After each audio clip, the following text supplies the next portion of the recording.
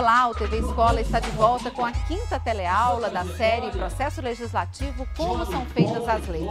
Nos encontros até aqui, vimos que criar leis numa sociedade cada vez mais complexa não é simples. Muitas vezes, uma lei não pega, ou seja, não produz os efeitos pretendidos, ou porque não foi bem discutida, ou porque não se avaliou adequadamente os efeitos que iria produzir. Alexandra, o que você acha? Uma lei, o processo de criação de uma lei deve ser ágil ou deve ser mais criterioso? Ainda que demore, a discussão deve ocorrer de forma criteriosa, justamente para pensar na aplicabilidade dessa lei. Ok.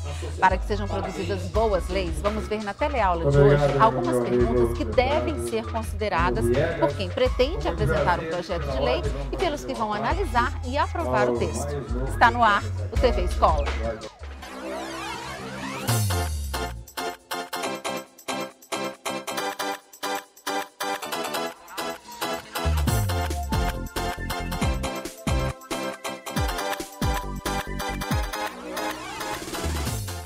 Olá! A primeira providência que se precisa tomar é ter claro qual o problema que se pretende resolver com um projeto de lei. São necessárias informações detalhadas e uma análise cuidadosa desse problema. E os problemas sociais, como a delinquência juvenil, por exemplo, não têm apenas uma causa, mas várias, uma interferindo na outra. Vários fatores estão envolvidos, como a desestruturação de famílias, droga, escolas pouco inclusivas, sociedade altamente consumista. Os problemas são complexos e é preciso levar em consideração o maior número de variáveis possíveis.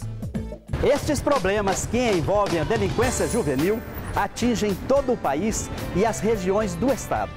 Aqui, em Patos de Minas, no Alto Paranaíba, não é diferente. Mas será que a criação ou alteração de uma lei resolve o problema? Se essa lei for cumprida mesmo, né? Eu acho que resolve, sim. Tem que ver com os políticos aí.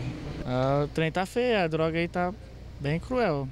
Então a lei é mais enérgica, mais segura. Segurar, prendê-lo, alguma coisa, nem que seja trabalhista, para ele evitar de fazer as coisas. Depende, né? O nosso problema maior, eu acho, que é social, né?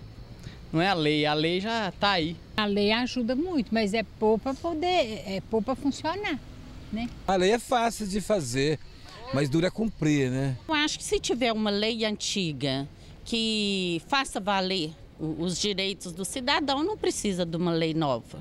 Mas se não, se a lei nova for para acabar com a delinquência, tudo é válido, né? Eu creio que a lei ela pode ajudar, mas resolver o problema somente com a ajuda da sociedade, da comunidade, da família. Aí assim pode ter um apoio para o delinquente, para o adolescente que está nessa situação de delinquência. Pois é, muitas vezes a solução não passa pela criação de novas leis, mas pela aplicação das leis já existentes.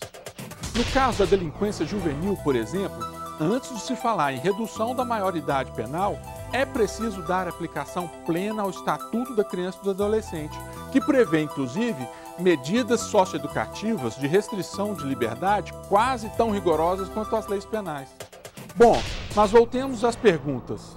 Seja na aplicação das leis existentes ou para alterar a ordem jurídica, para se solucionar um problema é preciso perguntar: qual a legislação existente sobre o assunto na União, nos estados e nos municípios?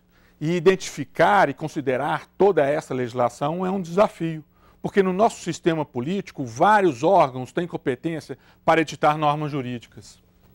Além do poder legislativo, nos 3 níveis da federação, temos órgãos supranacionais responsáveis pelos tratados e convenções internacionais. Temos agências reguladoras, como a ANEEL e a Anatel. E o Poder Executivo, que também edita decretos, instruções normativas e resoluções.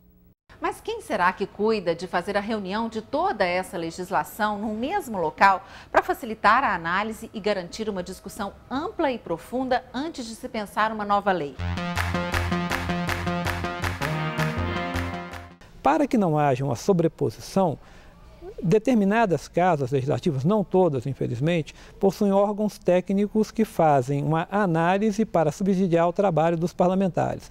Na Assembleia de Minas Gerais, esse trabalho é feito integrado dentro da diretoria do processo legislativo, pela gerência de documentação e informação, que faz um levantamento preliminar de normas existentes, pela gerência de plenário, que verifica se não existe nada tramitando de forma igual, porque duas matérias tramitando semelhantes, elas tendem a ser anexadas, e principalmente pela gerência geral de consultoria temática, que faz o exame das normas e orienta o deputado na elaboração das minutas dos pareceres, dando as informações necessárias para que o parlamentar possa, sim, de uma forma técnica, adequada, emitir o seu parecer sobre as matérias.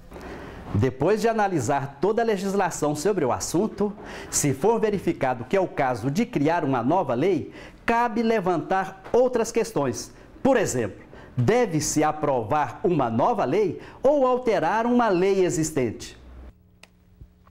Imagine se cada regra de trânsito estivesse em uma lei separada.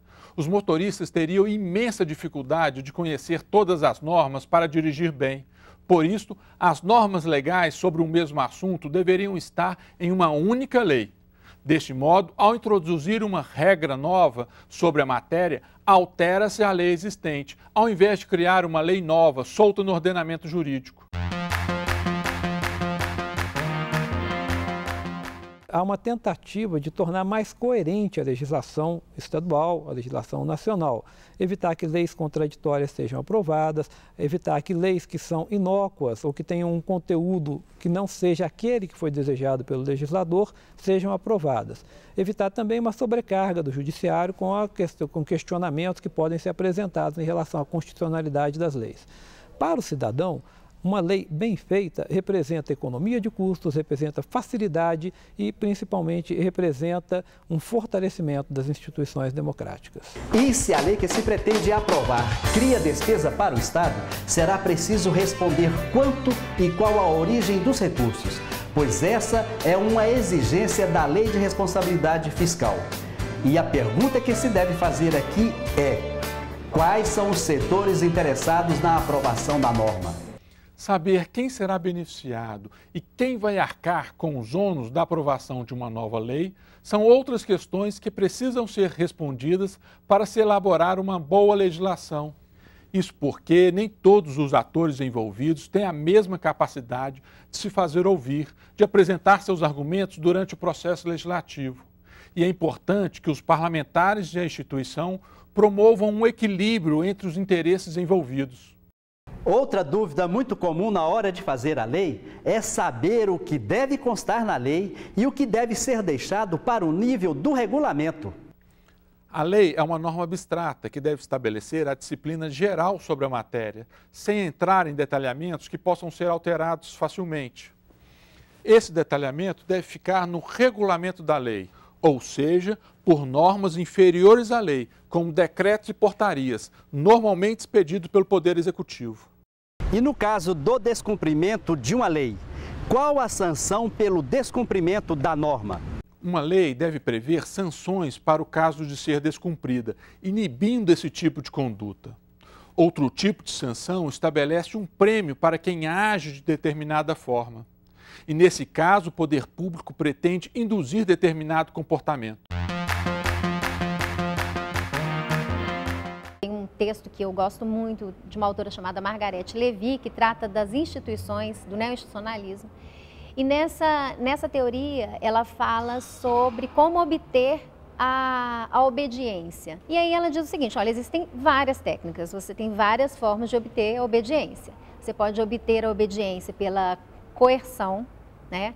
Você pode obter a obediência pelo que ela chama de incentivos seletivos, ou seja, se você cumprir, você ganha alguma coisa. Você tem também princípios. As pessoas cumprem as normas porque aquilo, para elas, são princípios morais. Tem também as normas formais, com sanções, enfim. Agora, ela considera que nenhum desses mecanismos de obtenção da obediência é 100% eficaz. Então, o que ela considera que é mais eficaz entre esses, na verdade é um que eu não mencionei, que é o que ela chama de normas informais e internalizadas.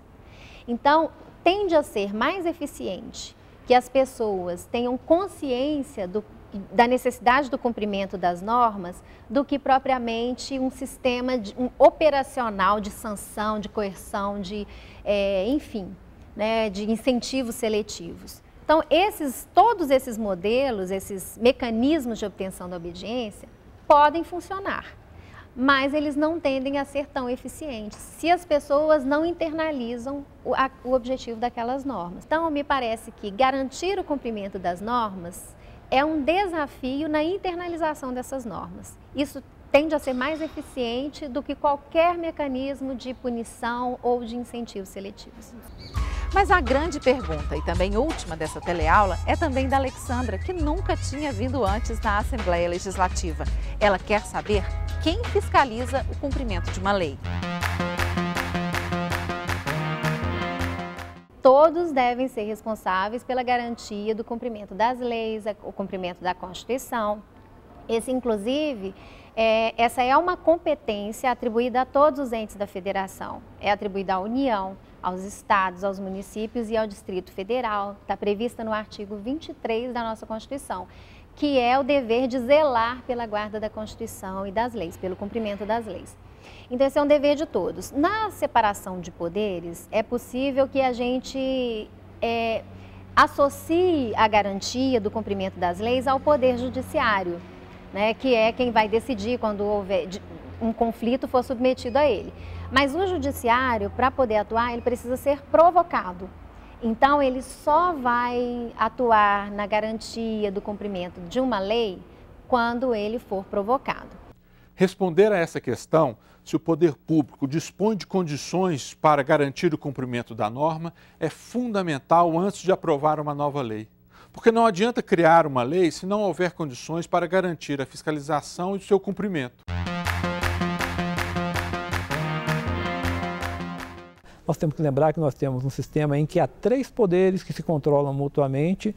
O Legislativo estabelece uma norma, o Executivo executa e o Judiciário é aquele poder que o cidadão procura quando ele se sente prejudicado, seja pela existência da lei, seja mais principalmente pela ação do Executivo, dando materialidade e concretude à norma. Esses foram apenas alguns exemplos de questões que devem orientar a elaboração e, sobretudo, o exame dos projetos de lei pelas casas legislativas. Muitas outras questões podem ser apresentadas, considerando notadamente o conteúdo da proposição. Não são os parlamentares que vão responder a todas essas questões. Um debate público com diferentes setores da sociedade e do Estado ajuda muito a encontrar soluções para a maioria destas questões. E o debate é público em 2 sentidos. Primeiro, porque é aberto a qualquer interessado, por meio de ciclos de debates como este, audiências, consultas públicas, discussão nos meios de comunicação e reuniões das comissões parlamentares. Além disso, é público porque todos podem ter acesso aos registros do debate, conhecer o conteúdo das discussões e o que foi considerado na aprovação de determinada lei. Cabe nos perguntar agora em que momento e em que instância os projetos de lei são discutidos com maior profundidade. Mas a resposta para essa importante indagação vai ser dada durante o nosso próximo encontro. Até lá!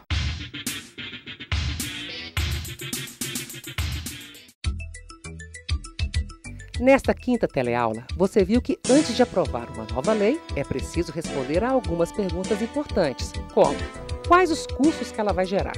Que problemas ela vai solucionar? Quais setores da sociedade serão beneficiados e quais terão perdas? E viu também que o parlamentar usa de debates públicos para garantir uma ampla discussão com a sociedade antes de aprovar uma nova lei. Mas para isso acontecer, é preciso muita participação. Gostou? Então aprofunde os estudos sobre o assunto assistindo todas as teleaulas e respondendo as questões do curso de Processo Legislativo, como as leis são feitas, para obter sua certificação.